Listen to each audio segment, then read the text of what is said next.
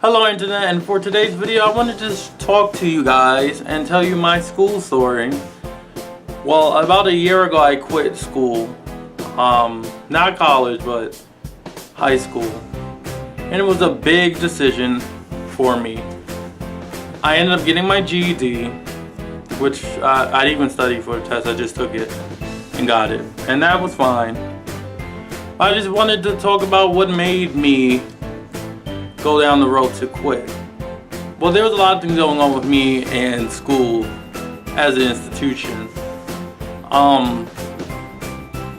I just got tired of the repetitiveness, the redundancy of going every day from 8 to 3. It was just so annoying to me. It was so annoying and it was so draining to do it. So that was, that we'll start off with the small stuff and we get to the bigger stuff. But that was one of the problems.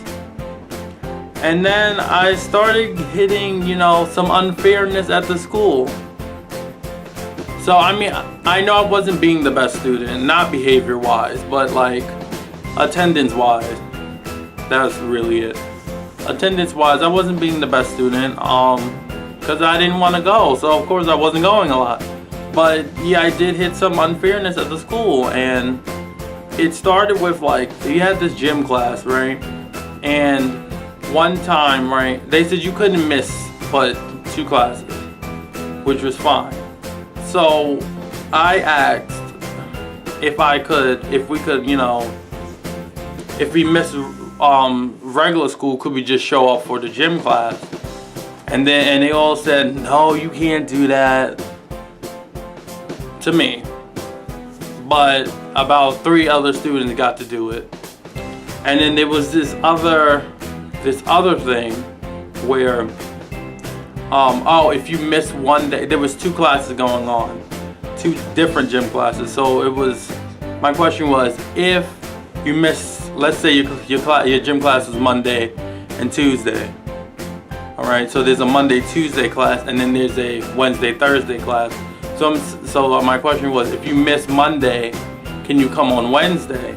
And everybody was like, nope, you can't do that. Administration's telling me that. No, you can't do that. And when I tried to do it, no. But when other people tried to do it, no problem. So for someone who already hates going to school, that is just completely draining as well.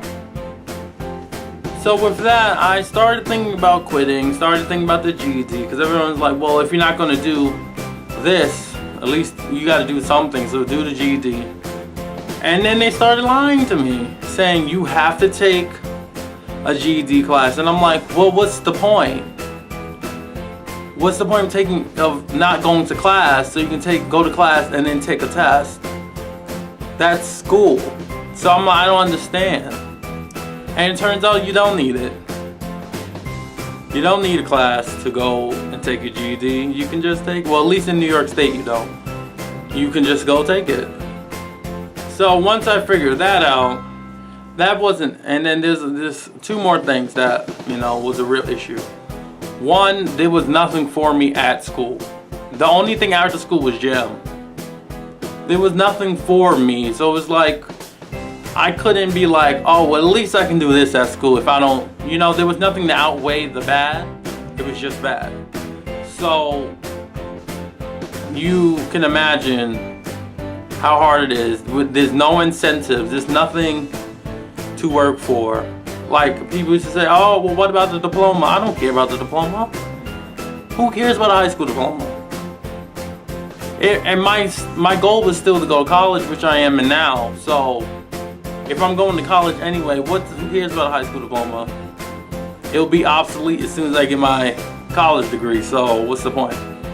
And that was my mindset, so that's another thing to add on to the pile of bad stuff. I just didn't want to go anymore. So we have this thing in New York City, which I fought against, which is co-locations, where either if a school is closing, they'll start putting in a new school in the same building. Which, it wasn't an issue per se, but it was just they had stuff to do. You know, they had after school programs, they went on trips, they had stuff to do. So it was just like, it was always like thrown in your face, you know. Well, the only thing you can do after school is gym, while they can do a whole bunch of other stuff. You know, they had robotics, bolt making. I don't even know what that is. I don't even know how you do that in a New York City school. So, because we don't have like schools on the creek.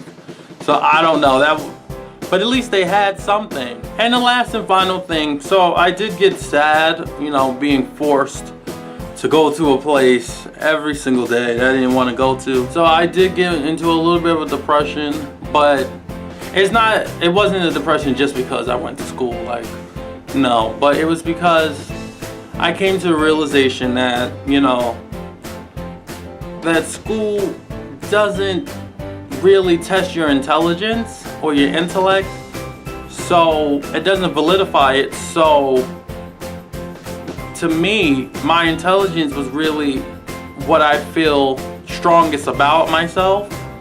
So when you take that away from someone, the only thing they really have confidence about, it does hurt them.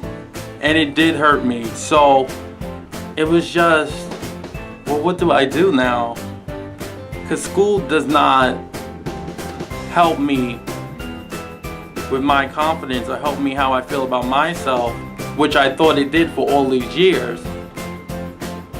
So it just came crashing down, like everything I always thought about myself was wrong. So it did hurt, and I did, you know, end up being a little depressed because of it. And that's why I just said I need to get away from the situation, or get out of school, find myself. And now I'm a much better person. That was my school story, and that's why I ended up quitting. I'm fine now, I'm in college now, so I'm fine. But I just had to get away. I know people think, oh, well, you failed. I don't see it that way. I think if I would have put myself through unhappiness, who's winning? You know, if I'm unhappy with my life, who's winning? Somebody else. So if I remove myself from a situation that doesn't make me happy, and I'm happy now, and I'm better now, then it was a good decision. We need to stop demeaning people because they didn't succeed the way you wanted them to succeed.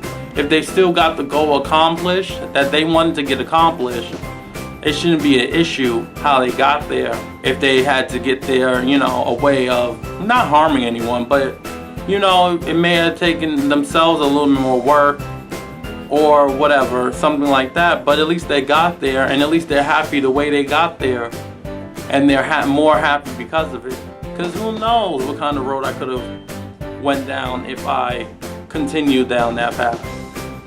So I'm so happy.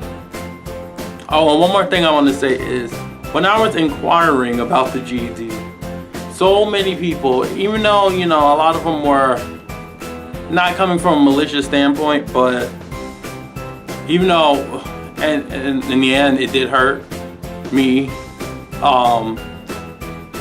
they kept trying to tell me not to do it, not to quit, not to, you know, do the GED. One person was like, okay, yeah, the GED's fine, we'll show you how to do it, and we'll look up some questions. And it was just like, oh, one supportive person changed everything. And I'm very thankful for that person.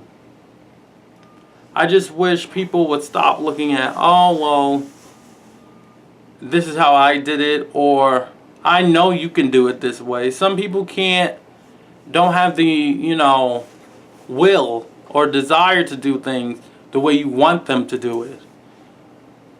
Everything isn't going to be silver and gold. Some people will take the brick road or the hot coals road, but at least if we're all going to the same destination, it's fine. So that's all I had to say for this video. Thank you so much for taking a moment out of your day to share with me. I hope you do the same thing tomorrow or the next video. I'll see you next time. Slowlist out. Proxy war through the election, which might be possible. Olivia, I'm gonna need Olivia to step her game up, so I'm hoping she'll do that. Quinn, I don't know if this is too much of a prediction or a desire. I'm gonna need Quinn to go sit down and take a nice long rest in the country. But we know that ain't gonna happen. What's gonna happen? Jake is gonna be like, oh, she's pretty good. Let's try it out. That's what's gonna happen. Huck.